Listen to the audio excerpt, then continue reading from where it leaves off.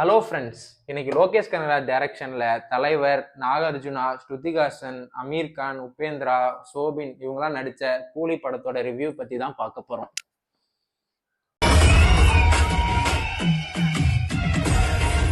கூலி இந்த படத்தோட கதையை பத்தி பார்த்தோம்னா, ஃபர்ஸ்ட் எடுத்தோடனே ஒரு வில்லன் குரூப்போட இன்ட்ரோ. அடுத்து ரஜினி ஒரு மேன்சன் வச்சிருக்காரு. அவருக்கு அங்க இருக்கும்போது ஒரு கால் வருது. அந்த கால்ல அவங்க ஃப்ரெண்டு இறந்துட்டாங்க அப்படின்ற ஒரு மெசேஜ் சொல்றாங்க. அடுத்து இவர் அங்க போய் பார்த்தா அங்க வர அட்டாப்சி ரிப்போர்ட்ல அவங்க ஃப்ரெண்டு வந்து நேச்சுரலா சாகல, யாரோ ஒருத்தவங்க கொன்னுதான் அவங்கள சாகடிச்சிட்டாங்க. அது ஏன் எதுக்கு கொன்னாங்கிறத கண்டுபிடிக்கிறதா இந்த படத்தோட நெக்ஸ்ட் ஸ்டோரி. இந்த படத்துல மெயினான பாத்தீங்கன்னா தலைவர் பிரசன்ஸ் தான். அவர் எப்பவும் போல அவரோட ஸ்டைல்ல அவரோட ஆக்டிங்ல சூப்பராகவே பிரிச்சிருக்காரு. அவருக்கு அடுத்து இருக்க ஸ்கிரீன் பிரசன்ஸ் ஸ்ருதிஹாசனுக்கு தான். அவங்க வந்து எப்பவும் போல அவங்க மீட்டர்ல அந்த படத்துக்கு என்ன தேவையோ அந்த கதைக்கு என்ன தேவையோ அதே மாதிரி நடிச்சிருக்காங்க. எனக்கு இந்த படத்துல பர்சனல் ஃபேவரட்னு பார்த்தீங்கன்னா நாகார்ஜுன் தான்.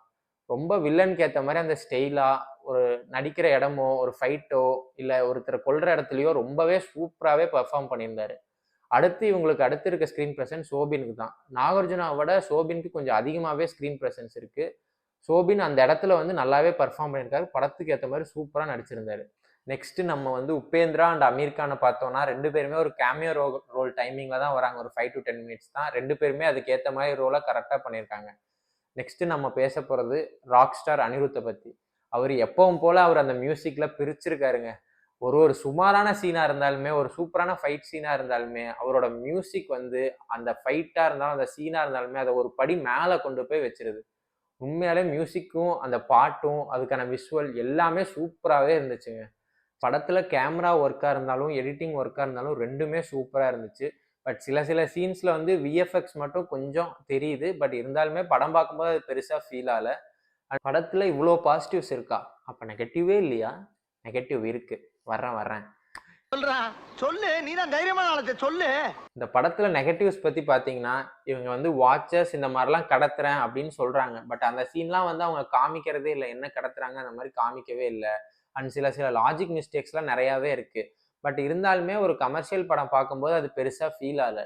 இது முன்னாடியே அவங்க கமர்ஷியல் படம்னு சொல்லிட்டனால இந்த ஸ்டோரியை வந்து நான் ஒரு பெரிய மைனஸா சொல்ல விரும்பல. அதுக்கு பதிலாக ஸ்க்ரீன் பிளே வந்து கொஞ்சம் ஃபாஸ்டா இருந்திருக்கணும். இவங்க அதை மிஸ் பண்ணிட்டாங்க.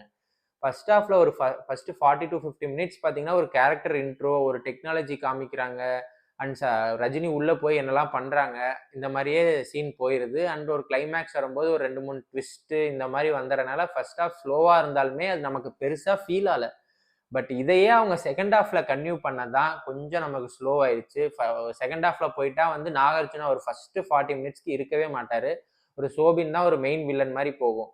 அப்படி போகும்போது ஒரு சேஸ் சீனு, ஒரு ஃபைட் சீன் இந்த மாதிரி நிறைய வரும்.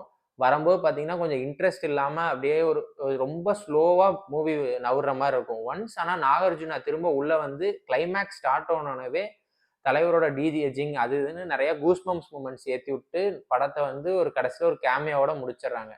படம் வந்து ஸ்க்ரீன் பிளே வைஸ் பார்த்தீங்கன்னா கொஞ்சம் ஸ்லோ, ஸ்டோரி கொஞ்சம் கம்மி தான். பட் ஸ்க்ரீன் பிளே வந்து ரொம்ப ஸ்லோவாக இருக்கனால படம் கொஞ்சம் ஓகேவா ஃபீல் ஆகுது. இந்த மூவி இப்போ ஒர்த்தா இல்லையா அப்படின்னு கேட்டிங்கன்னா, கமர்ஷியலா கொஞ்சம் ஸ்லோவா இருந்தாலுமே நான் படம் வந்து நல்லா விரும்பி பார்ப்பேன் அப்படின்னு நினைக்கிறவங்களும் இந்த படம் 100% ஒர்த்து. தலைவர் ஃபேன்ஸும் இந்த படம் 100% ஒர்த்து. பட் கமர்ஷியல் மூவில ஸ்டோரியும் வேணும், ஸ்லோவாகவும் இருக்கக்கூடாது, கொஞ்சம் ஃபாஸ்டா மூவி நவரணும் அப்படின்னு நினைக்கிறவங்களுக்கு இந்த படம் கொஞ்சம் ஒர்த் இல்லாம தாங்க தோணும். படம் ஆனால் எனக்கு வந்து கண்டிப்பா ஒரு டைம் தியேட்டர்ல போய் பார்க்கலாம். கொஞ்சம் என்டர்டைன்மெண்ட்டா நல்லாவே இருந்துச்சு. கண்டிப்பா போய் தியேட்டர்ல பாருங்க. அண்ட் தலைவர் எப்பவுமே மாஸ் தான். அரங்கம் அதிரட்டுமே, விசில் பறக்கட்டுமே.